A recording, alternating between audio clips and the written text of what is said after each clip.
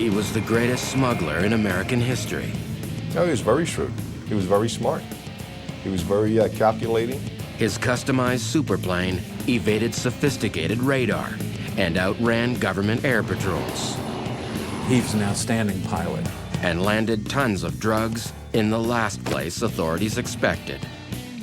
Compared to anyone else in the drug business, he was a genius. Find out how he did it, next on Masterminds.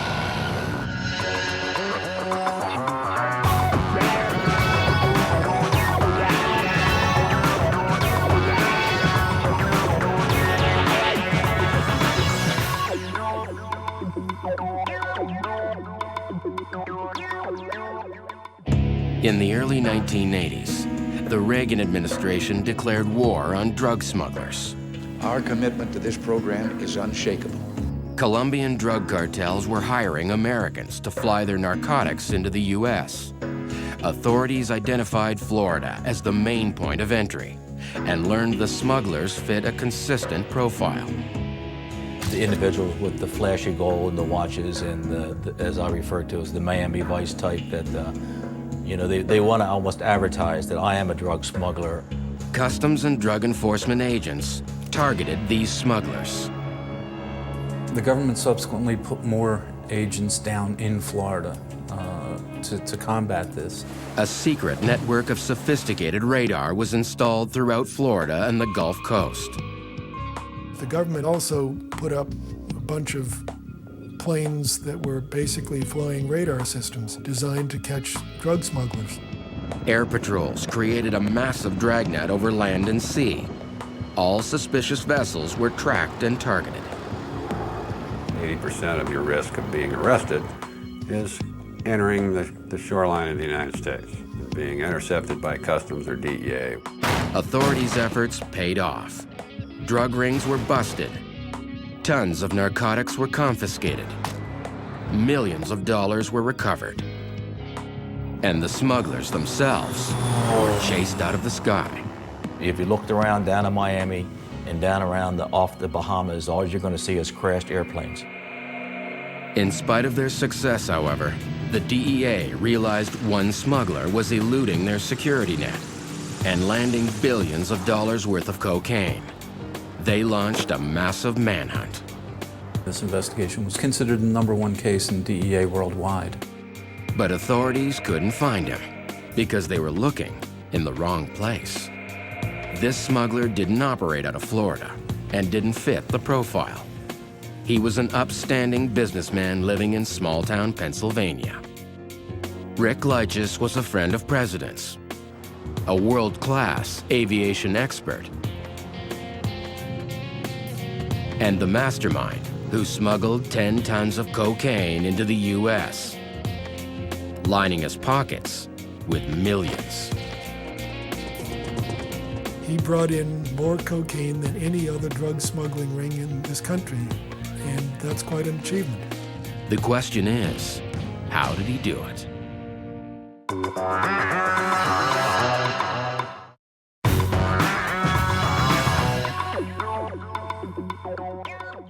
Rick Leitchus is America's most successful smuggler, flying over $20 billion of cocaine into the U.S.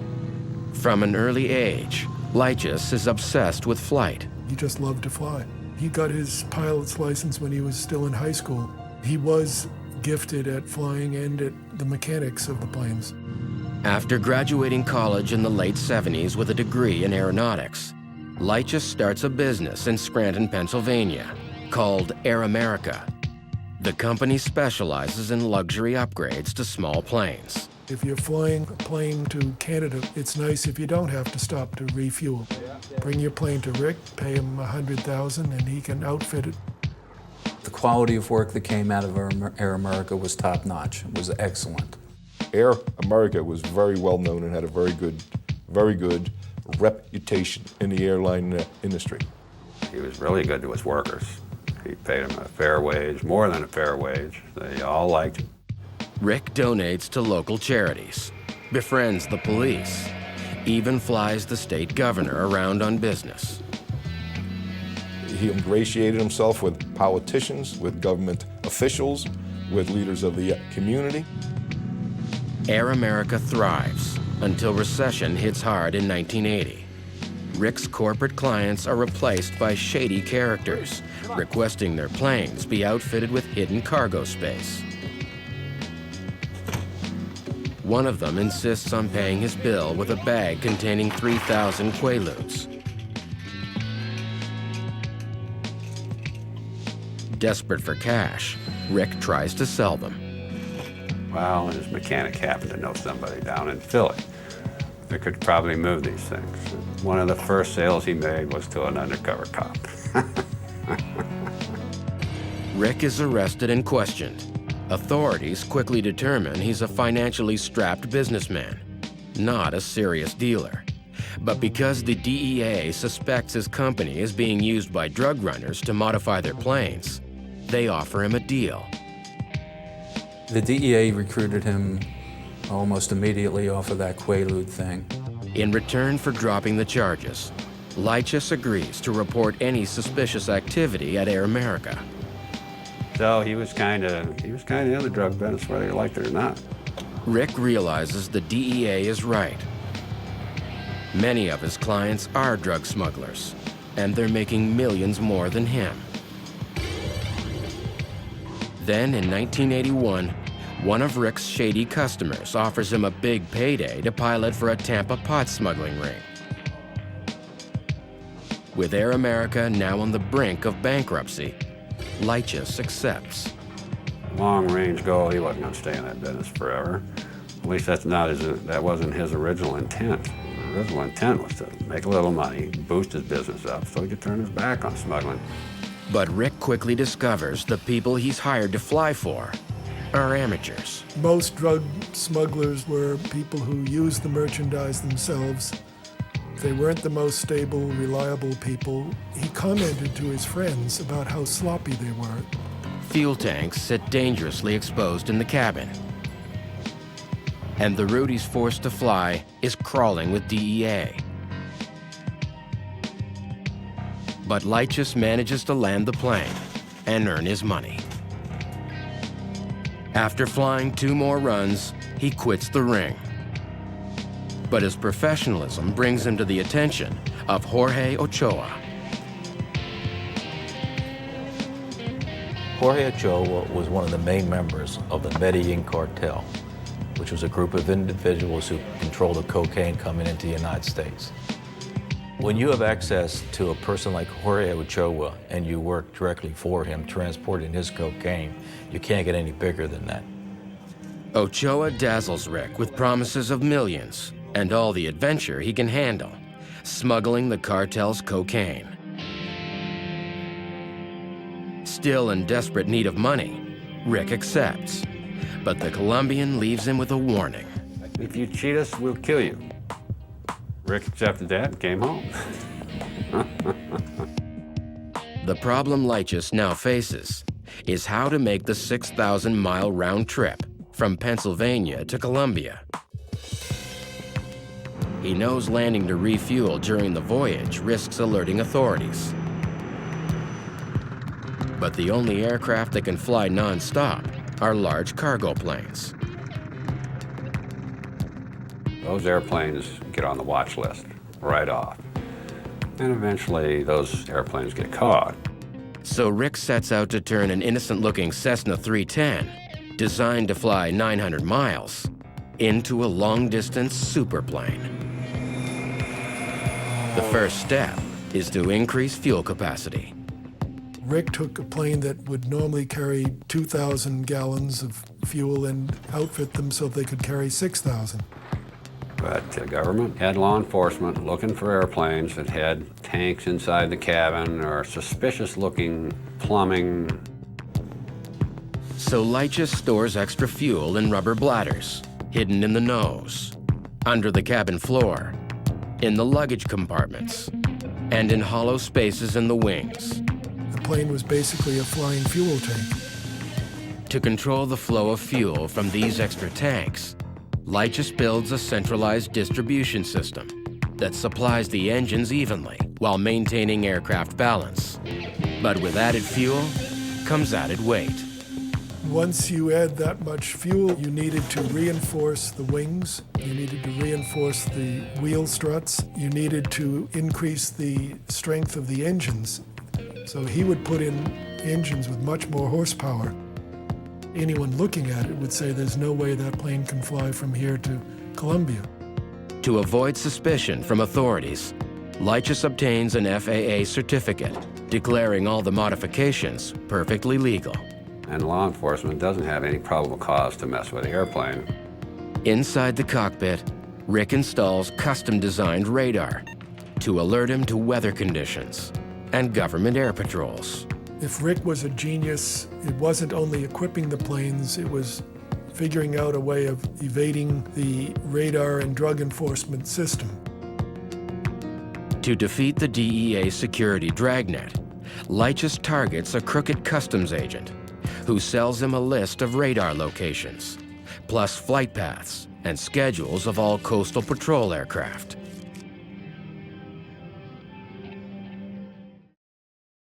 He also sets up a radio network spanning 2 continents and develops a secret communications code to keep in contact with the cartel during flight. No, he was very shrewd. He was very smart. He was very calculating. It was obvious he put a lot of thought into each step that he did. Throughout his preparations, Rick is careful not to arouse the suspicion of his contacts in the DEA. The agents got very close to Rick. Part of it was that he is a charming guy, and I think he charmed them. Finally, after 3 months of planning, Rick takes off on his maiden voyage and flies a direct route to Colombia. 13 hours later, he arrives. While the Colombians load his plane with coke, Rick makes a careful calculation of the plane's new weight and the exact length and state of the runway. The trouble is, the fields that they were taking off from were generally unpaved. There were trees at the end. After a short rest, Rick departs. His tiny plane carries 800 pounds of cocaine and is 2,000 pounds heavier than the recommended limit. The plane had to struggle to get off the ground and clear those trees. And off the coast of Colombia, there are a lot of wrecks of planes that didn't quite make it. The engine modifications and upgraded horsepower in Rick's plane get him safely airborne, but he doesn't return home by the same route. Instead, he takes a new flight path that authorities had never even considered, the 73rd meridian. He'd figured out that if he could equip the planes to fly further, he would stay out of the pattern of radar detection. But 5 hours into the flight, Rick's custom-built aircraft detection system alerts him to a Navy tracker plane hot on his tail. Using his weather radar, he locates a nearby electrical storm.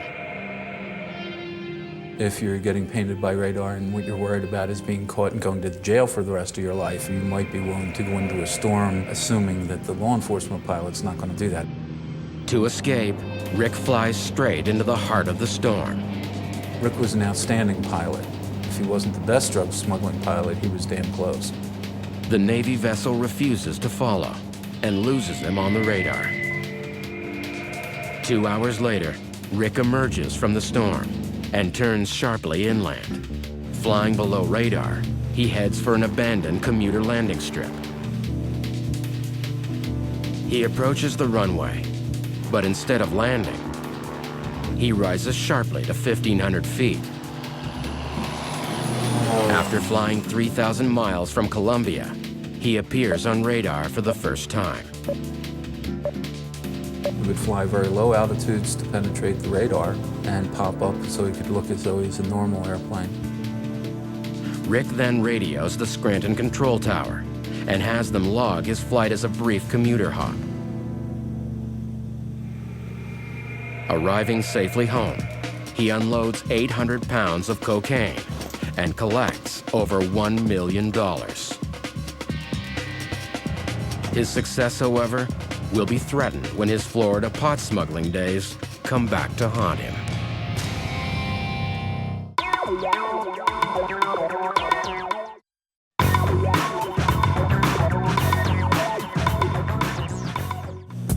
Leitchus has been paid over $1 million by the Medellin cartel for smuggling 800 pounds of cocaine into the U.S. The cartel is so impressed, they have Rick make regular runs for them over the next year. Rick was in it because it was an adventure, and the money allowed him to do the adventurous things that he wanted to do. Gaining confidence, he now expands his operations, hiring extra pilots and increasing flights. It's like you feeding a mouse to a big cobra. You're going to be really careful the first couple of times you do it. But if that cobra doesn't bite you, pretty soon you're just casually lifting the lid, throwing the mouse in and closing the lid. And you do that time and time again. Leitchus prides himself on the efficiency of the operation. He used to joke that he was the Federal Express of the drug business. Rick used to brag that he would be plus or minus 3 minutes of any time you told him anywhere in the world. The first 4 trips we did, the Colombians were ready for us. When we were ready for the 5th trip, the Colombians told us we had to wait because we ran them out of product. They were giddy with the schedule. They never lost a flight, never crashed. They always delivered on time, and the Colombians appreciated that. They even gave him a raise. Meanwhile, the DEA, not realizing that Rick is a smuggler, lean on him for more information about the drug trade. And he did manage to provide a lot of useful information, but it was very strategically chosen. Then, in 1984, disaster strikes. One day the cobra's pissed, and he bites you. You see, you think, why did that happen? That's never happened before. The Tampa pot ring that Leitchus flew his first smuggling runs with is busted. He is indicted along with 15 others and sent to Florida for trial. Rick's defense was, yes, he flew those runs, but he was only doing that in order to gain information about this nasty drug ring for his friends in the government. Leitchus even convinces his DEA handlers to testify on his behalf. They all either came down or wrote testimonials to his fine, upstanding character. But Rick's biggest fear is the Colombians. To convince them that he's not ratting them out, he flies coke runs every weekend during the trial. Each weekend he'd come home and dropped his lawyers off, hopped in the airplane and went to Colombia and brought a load back. He'd bring in 200 to 300 kilos of coke, drop them off, get a little bit of sleep, and fly back down to Florida on Sunday to be ready to sit in trial again Monday morning. The trial lasted 11 weeks, and during that time he made 11 flights smuggling cocaine. Rick makes $13 million flying these drug runs and is the only defendant. The jury acquits. But Rick's enormous smuggling success leaves him with millions of dollars to launder. He enlists a corporate Scranton banker, Michael Coffey, to hide the cash offshore. Michael Coffey helped launder Rick's money by not filling out the proper documentation. Michael was ambitious, and he made a little extra for providing this service. But Rick suddenly faces a bigger issue. Jim Cooper is in police custody. He has crashed his plane into the car of a man waiting to offload drugs and killed him. Everybody says I crashed the airplane on top of this car. And I say, this guy parked his car underneath my airplane.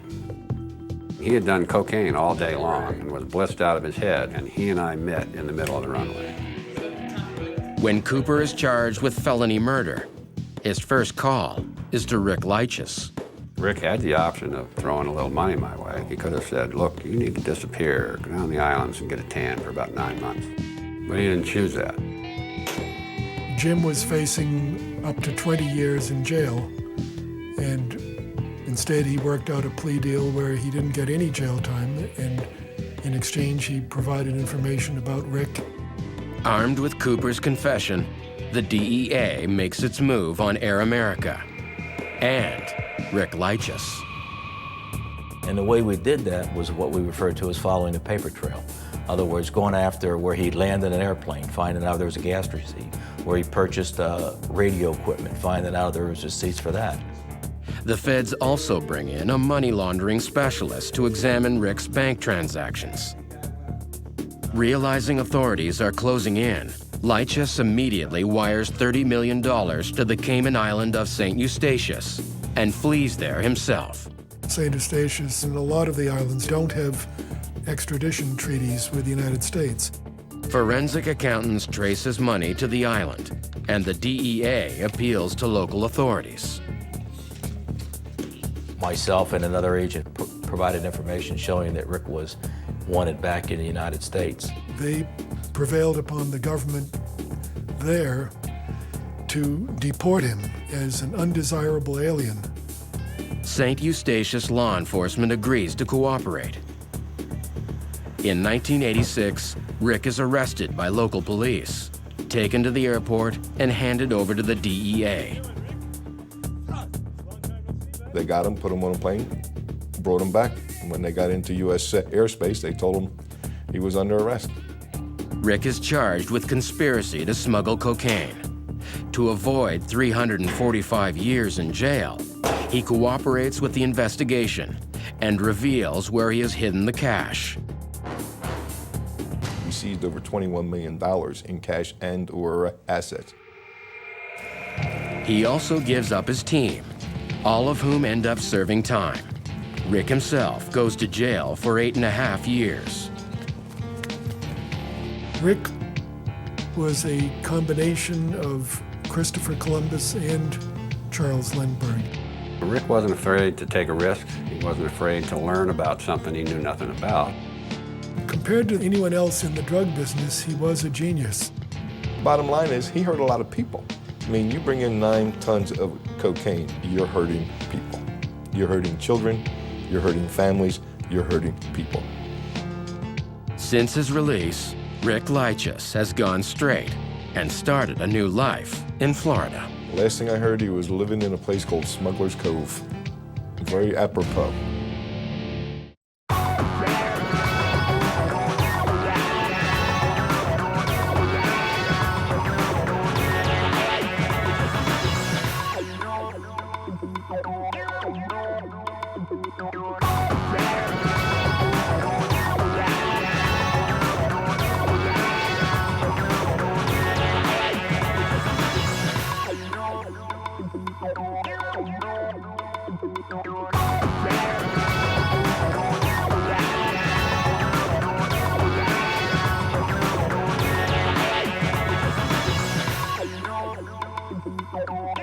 No.